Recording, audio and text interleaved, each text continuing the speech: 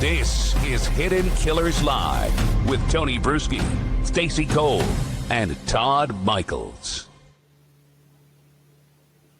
Families are supposed to be our safe place. But what happens when the lines blur so much that loyalty becomes its own kind of prison? That's what we're going to be digging into today. Of course, it's all relating to the world of the Adelsons. We're not here to do a class, but we're going to be pulling apart the psychology of enmeshed families, the idiosyncrasies, the blind spot, and how far loyalty can stretch before it bends into something dangerous. Joining us to discuss, psychotherapist and author Shavaun Scott, and Stacy and Todd here as well. We're going to be going into unpacking the roots of enmeshment, the fallout it leaves on individuals, and why, in some cases, it can pull people all the way into criminal cover-ups. And I know we've talked a lot about this, Shavaun, but I want to dive even deeper and with kind of a group discussion here today, because I think everybody has different experiences and different stories. Kind of understand how these sort of interactions that I'm sure we've all had in different ways, shapes, and forms, can affect one's life. But let's go all the way back on this. When you look at a family like the Adelsons and you see just how enmeshed they are, it had to start somewhere. Where does this start? Is this something Harvey and Donna get married and then Donna just kind of takes this control? Is this more of a Donna, this is how she's been before Harvey, always will be, with something from her childhood? Was it trauma? What typically do we see in situations like this? I think it's probably a combination of culture, because families, the family we grow up in influences the way that we interpret how families work. And there are cultures, the Jewish culture being one of them, where a certain degree of enmeshment is considered normal, where kids are expected to fulfill parents' expectations in regards to religion and educational, professional status and all of that. Asian families are notoriously that way as well. But then you can have an amplification of that with a personality type who is profoundly narcissistic. And we talk a lot here about narcissism and where that comes from, combination of genetics and environment. And in that case, the narcissist is somebody, they've always been this way. They've been very self-centered, but they really see that having children is about them, and the kids are supposed to meet their needs. So it's a combination. And that's certainly what we see a lot here in the Adelson case. But we do see this a lot. We see families all the time that seem to be tight. There's nothing wrong with having a close family. But you oftentimes also in a tight family, one that may have a certain number to the group, there'll be one or two that are kind of the odd ducks, the ones that don't go along with everything. And that's kind of how it's described. Well, they don't get along with the family. They don't go along with all the things that they do. Is that always an example of an enmeshed family over here, and then the odd duck that's calling it out? Or is there differences sometimes? Is there ever a good version of an enmeshed family?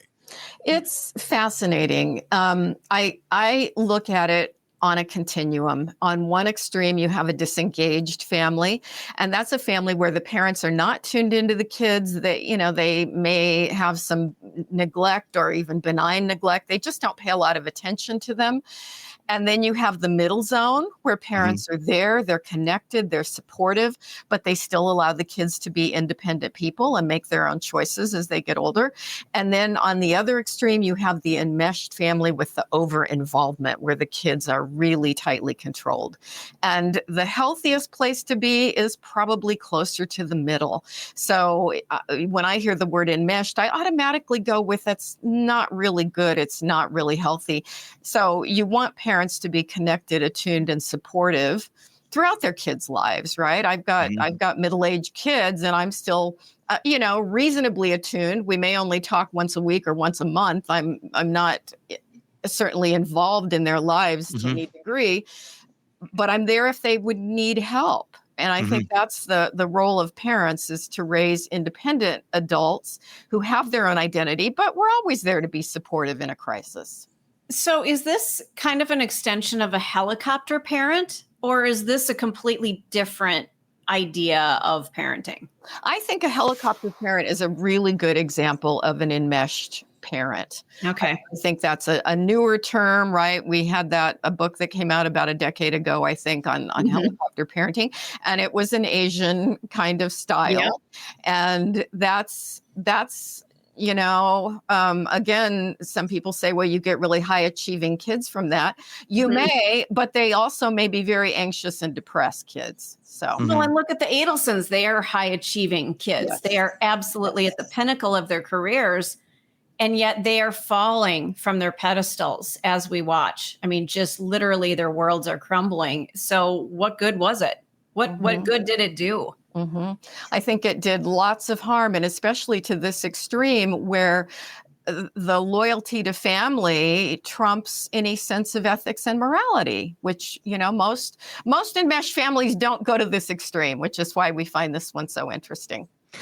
And what's interesting about it too is when you do have the super high achieving kid, like, oh, look what they've done. It looks great on this. It looks great at the country club when they're out there and they're having their breakfast. Oh, Charlie did this. Oh, Wendy's doing that. Oh, did I mention we have to go pick Wendy up and drive her across the state, and she's a 35-year-old woman because we don't trust her to drive by herself. I mean, there's these bizarre caveats that I'm sure the let's drive Wendy across the state doesn't come up at the coffee clutch, but more so the achievements do. But at the end of the day, you have this totally, I don't want to say totally inept, but a fairly inept adult that isn't capable of acting as an adult at the end of the day, because they know this enmeshment as mom's love, as her caring. It's not looked at as enmeshment. It's not looked at as toxic. It's not looked at as anything bad. So to Wendy, I do you think she even sees any of this as weird or bad, or did see it as weird or bad? I would guess that she's starting to see it at this point, and probably having to face a lot of things about the way she was raised that she didn't see as weird. She went along with it. And often kids see that to differentiate, to develop their own identity, that is going to bring a terrible response from the parent. And so they hesitate to do it. And so they don't have any insight. They don't see it.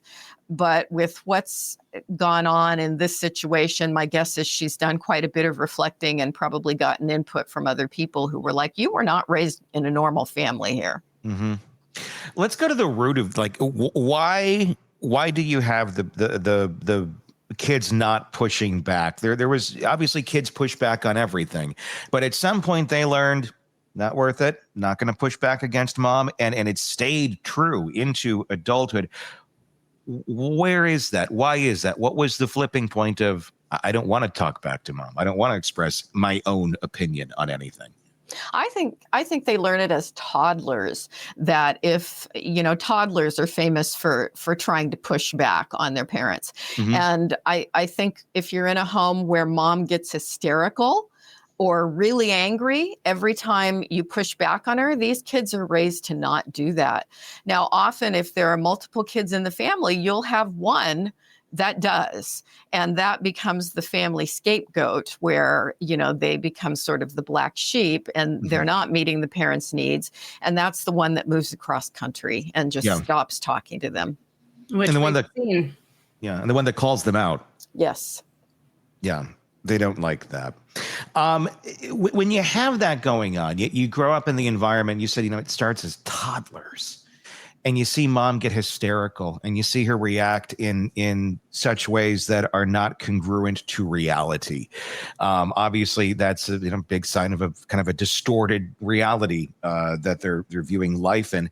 How often does that then translate into, well, that little girl, it's going to turn out to be a lot like little mom, or even the little boy might turn out to be a lot like mom. If they're like literally learning cause and effect, mom gets hysterical, she gets her way from toddler age. Yeah, we can guess that this is how Donna was raised, and this is sort of the rules of how family is supposed to work. Mhm. And so, do you replicate this in another generation? They may not, but it's certainly possible that this is their view of Mhm. kids are there to meet their parents' needs. Yeah. I mean, is it just the fear that mom's going to get upset, or if it's a male figure, if dad's going to get upset? Or is it fear of something greater than just them getting mad that drives, I mean, this kind of motive in Mhm. life to operate that way? I think it's a fear of losing their love Mhm. and not being loyal to the family story, which is we take care of mom's feelings. It's almost like you're going to lose your status, your role in the family, and you lose yourself because you don't have an independent identity. And they're not aware that they're doing this at all. Want more on this case and others? Then press subscribe now and don't miss a moment of true crime coverage from Tony Brueski and the Hidden Killers podcast.